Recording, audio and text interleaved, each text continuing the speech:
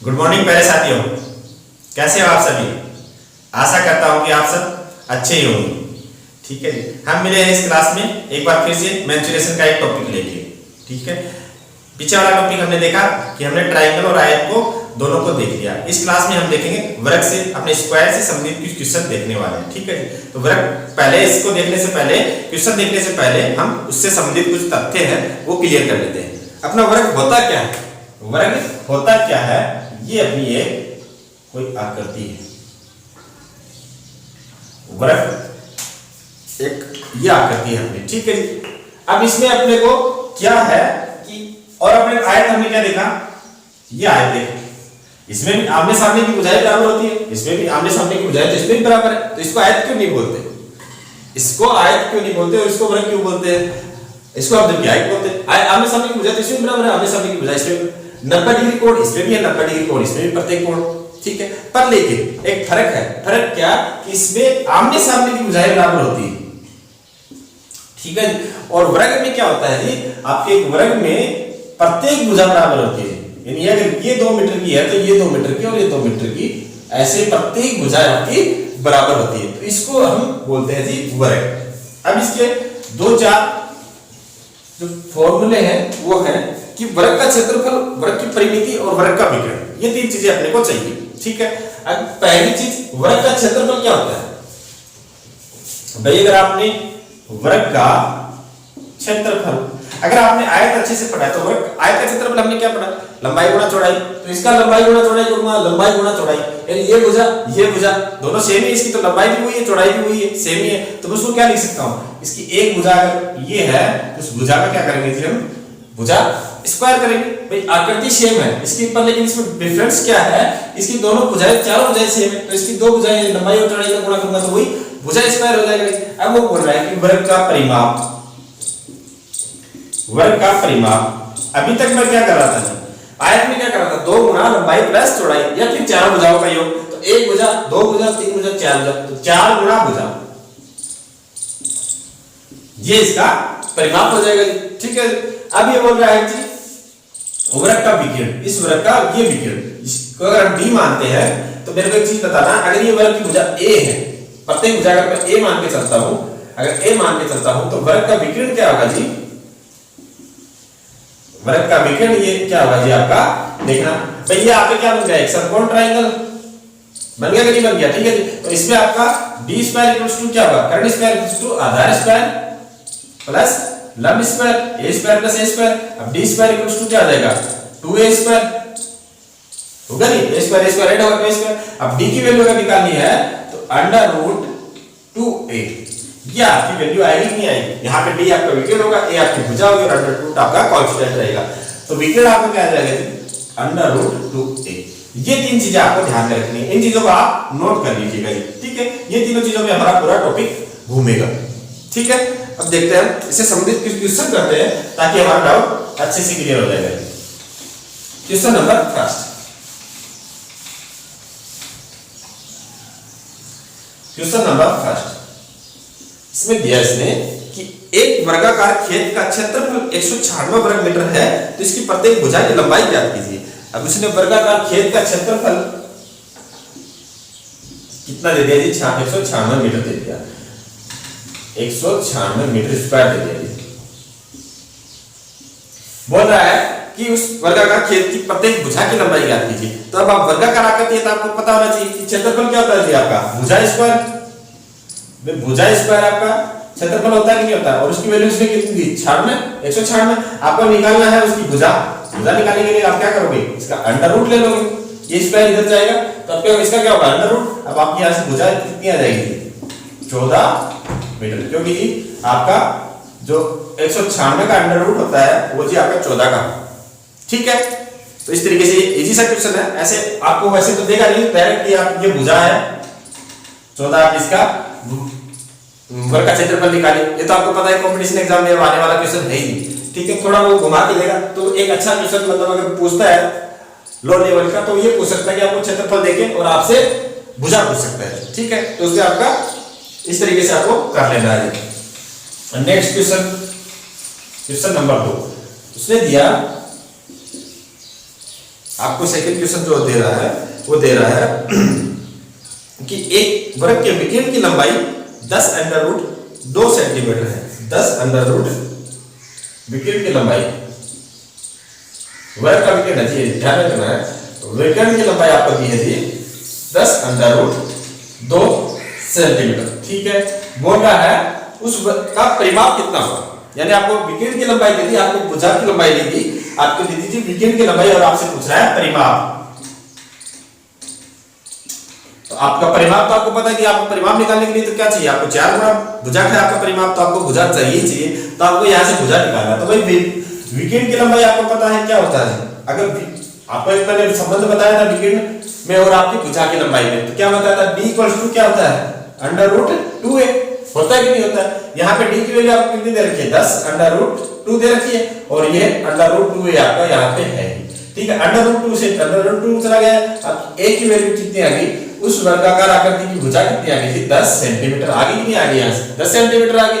अब आप यहाँ से परिमाप निकाल सकते हो। परिमाप आपका क्या होगा जी, परिमाप आपका होगा 4 गुना भुजा, 4 गुना भुजा, भुजा कितनी आई, 4 गुना 10, 4 गुना 10 यानी 40 सेंटीमीटर आपका परिमाप होगा। इस तरीके से आपको इस क्वेश्चन को कर लेना है। ये चीज ध्यान में रखना है कि आपका वर्ग के विकिरण की लंबाई क्या थी, अंडर रूट 2a। ठीक है, देखते हैं नेक्स्ट क्वेश्चन।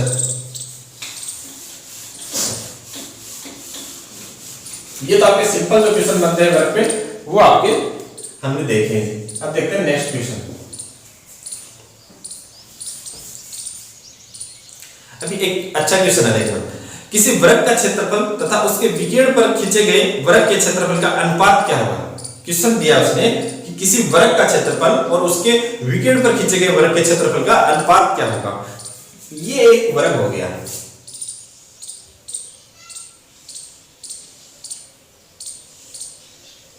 ठीक है, और इसका एक विकिरण मैं मान लेता हूं कि ये एक इसका विकिरण होगा कि नहीं होगा। ये वर्ग मैं पहले मान लेता हूं A B C D, क्योंकि हम नाम दे देते हैं ताकि हमको ध्यान रहे। अब बोला कि ये एक वर्ग है, इसका क्षेत्रफल तथा दूसरा क्षेत्रफल, दूसरा वर्ग कौन सा बनेगा, इसके विकिरण पे बना वर्ग, इसका विकिरण ये हो गया, इस पे बना वर्ग ये,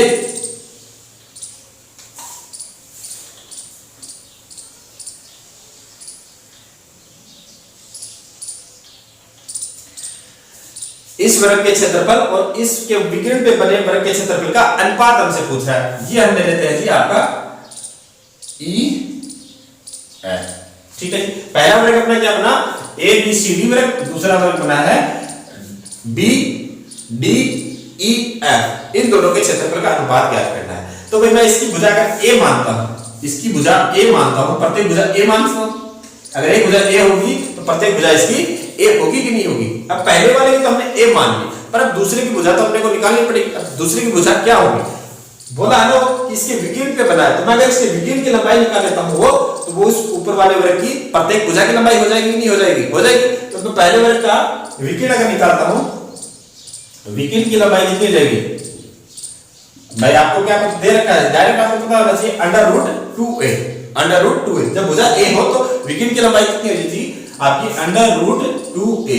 यहां पे आपको सारा खेल समझ में आ जाएगा। ठीक है, अब पहले वर्ग का क्षेत्रफल निकाल सकता हूं, नहीं निकाल सकता। अब इसकी प्रत्येक भुजा देखना, यही होगी भाई, ये तो इसका विकिरण है, पर लेकिन इसके लिए तो प्रत्येक भुजा है ना, ये प्रत्येक भुजा है, तो प्रत्येक भुजा की लंबाई इसकी कितनी हो जाएगी, under root 2a, under root 2a। ठीक है जी, अब आप दोनों का क्षेत्रफल अलग अलग निकाल लीजिए और उनका अनुपात निकाल लीजिए। पहले वर्ग का क्षेत्रफल निकालता हूं, ये अपना फर्स्ट वर्ग का एरिया अनुपात सेकंड वर्ग का एरिया लिख सकता हूं। तो फर्स्ट का क्षेत्रफल निकालूंगा तो भुजा कितनी है, भुजा a, यानी भुजा स्क्वायर यानी a का स्क्वायर अनुपात दूसरे का अगर क्षेत्रफल निकालता हूं तो क्या होगा जी, अंडर रूट, क्योंकि इसकी भुजा कितनी है, अंडर रूट 2a हो जाएगी। इसके लिए तो विकिरण है, पर इसके लिए तो भुजा है ना ये, तो अंडर रूट 2a स्क्वायर। अब इसको खोल लीजिए, a स्क्वायर अनुपात 2a स्क्वायर। अब यहां से आपका a स्क्वायर से a स्क्वायर कट जाएगा, इधर आपका 1 बचेगा, तो 1 अनुपात 2, ये आपका वो रेशियो आएगा जो कि एक वर्ग के तथा एक वर्ग तथा उसके विकिरण पे बने वर्ग का क्षेत्रफल का अनुपात आपका जी आएगा 1:2। ठीक है, देखते हैं नेक्स्ट क्वेश्चन।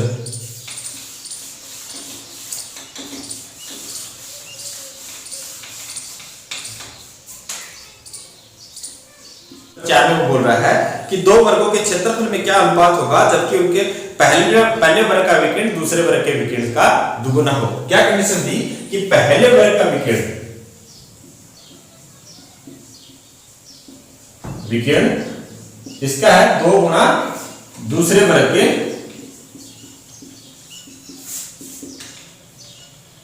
का विकर्ण। ये कंडीशन उसने दी। अगर मैं दूसरे वर्ग का विकर्ण अगर d मानता हूं, दूसरे वर्ग का विकर्ण अगर d मानता हूं, तो पहले वर्ग का विकर्ण कितना हो जाएगा? पहले वर्ग का विकर्ण कितना हो जाएगा? पहले वर्ग का भाई दूसरे वर्ग का विकर्ण मैंने कितना माना? a d माना, तो दूसरे वर्ग का ऑटोमेटिक 2d हो जाएगा क्योंकि 2 गुना है। इस दूसरे का वर्ग का विकर्ण d, पहले वर्ग का विकर्ण 2d हो गया। तो यहां तक आपको क्लियर। अब आपको मैंने शुरू में एक चीज बताई थी कि जो किसी भी वर्ग का विकर्ण है वो क्या होता है? का विकर्ण आपका होता है जी √2a, d बराबर √2a। यहां पे अब a की वैल्यू अगर आपका d बटे √2 होगा और ये आपकी a होगी। अब यहां से आपकी a की वैल्यू होगी और आपका क्षेत्रफल आपको निकाल, इसमें आपको क्षेत्रफल चाहिए। आपको क्षेत्रफल अगर आपको निकालना है तो आपको पता होना चाहिए क्षेत्रफल क्या होता है जी? भुजा स्क्वायर। भुजा स्क्वायर होता है कि नहीं होता है? अब यहाँ पे आपका भुजा स्क्वायर अगर करता हूं दोनों तरफ तो यहाँ पे आपका a स्क्वायर और ये d स्क्वायर और इसका स्क्वायर होगा तो ये, ठीक है जी। अब यहाँ पे आपकी a स्क्वायर की वैल्यू आ जाएगी जी d स्क्वायर बटे 2। भाई अगर आपके, इसका मतलब क्या होगा ये समझाने का आपको कि अगर आपके पास भुजा ना हो, आपके पास ओनली विकर्ण हो, तो आप डायरेक्ट कैसे क्षेत्रफल निकाल सकते हैं वर्ग का कि उसका विकर्ण का स्क्वायर कीजिए और बटे में 2 रखिए, वो आप उस वर्ग का क्षेत्रफल निकालेंगे। ठीक है, वो मैं ये चीज आपको समझाना चाह रहा था। ठीक है, अब यहां से हम आगे देखते हैं। तो पहले वर्ग का क्षेत्रफल का अनुपात देखना है तो फर्स्ट वर्ग का क्षेत्रफल अनुपात सेकंड वर्ग का क्षेत्रफल, यही तो पूछ रहा है वर्ग का क्षेत्रफल, ये आपसे वो पूछ रहा है। ठीक है, अब करना क्या है कि पहले वर्ग का क्षेत्रफल निकालना है और सेकंड वर्ग का क्षेत्रफल। अब आपको मैंने बता दिया कि अगर आपके पास विकर्ण हो ओनली तो आप विकर्ण से आप क्षेत्रफल कैसे निकाल सकते हैं। विकर्ण से अगर क्षेत्रफल निकालना है तो आप कैसे करोगे? विकर्ण का स्क्वायर यानी 2d का स्क्वायर बटे में 2। यही तो बताया जाता है कि विकर्ण आपका कितना भी है, यहाँ पे 2d है वो तो आपको उसके अकॉर्डिंग दे रखा है, पर अगर यहाँ पे 2d है और आपके पास दूसरी कंडीशन में क्या है, विकर्ण आपके पास d है तो आपका उसको क्षेत्रफल निकालना तो d स्क्वायर बटे 2। भाई मैंने क्षेत्रफल आपको क्या बताया, अगर आपके पास विकर्ण हो तो वर्ग का क्षेत्रफल क्या होगा? विकर्ण स्क्वायर बटे 2। ये आपको लिखना है। यहाँ पे तो विकर्ण स्क्वायर कर दिया, यहाँ पे पहले का बटे में 2, यहाँ पे विकर्ण स्क्वायर बटे में 2। यहाँ पे अगर आप इसको खोलोगे तो ये कट जाएगा आपका और 4d स्क्वायर अनुपात d स्क्वायर। अब d स्क्वायर से d स्क्वायर कट के आपकी वैल्यू आ जाएगी जी 4:1 कि अगर पहले वर्ग का विकर्ण दूसरे वर्ग के विकर्ण से दुगुना हो तो उनके क्षेत्रफल का अनुपात क्या होगा जी? 4:1 होगा। ठीक है, ये इस क्वेश्चन का आंसर होगा। अब देखते हैं जी 5। क्वेश्चन नंबर 5 में इसने दिया है कि दो वर्गों के क्षेत्रफल का अनुपात 1:2 हो तो उनके परिमापों का अनुपात क्या होगा। अभी उसने क्या दे दिया कि दो वर्गों के क्षेत्रफल का अनुपात a1 अनुपात कितना दे दिया इसने? a2 1:1:2 दे दिया। बोला कि परिमाप का अनुपात क्या है। अब परिमाप का अनुपात वो आपसे पूछ रहा है। भाई आप परिमाप का अनुपात कैसे निकाल पाओगे? जब आपके पास भुजा होगी, अगर भुजा निकालोगे तभी आप परिमाप निकाल पाओगे और परिमाप निकाल पाओगे तो फिर आप उसका दोनों का अलग-अलग परिमाप निकाल के हम अनुपात निकाल लेंगे। बट लेकिन पहले आपको चाहिए क्या? पहले आपको चाहिए भुजा। अब भुजा कहां से निकल सकती है वो चीज देखिए। आपको एरिया दिया है वर्ग का। अब एरिया वर्ग का क्या होता है जी? भुजा स्क्वायर। अब भुजा स्क्वायर अगर आपको पता हो तो आप वहां से भुजा की वैल्यू निकाल सकते हो ना। भाई आपकी यहाँ पे वैल्यू क्या होगी? a1 बटे a2 इक्वल्स टू 1/2 ये लिख सकता हूं इसको। और पहले की भुजा 1 स्क्वायर, भाई पहले वर्ग इसको भुजा 1 मानना हो, ठीक है, इस आपके वर्ग की, और दूसरे वर्ग की भुजा को भुजा 2 मानना हो गया। यहां से भी भुजा 1 का स्क्वायर बटे भुजा 2 का स्क्वायर कितना हो गया?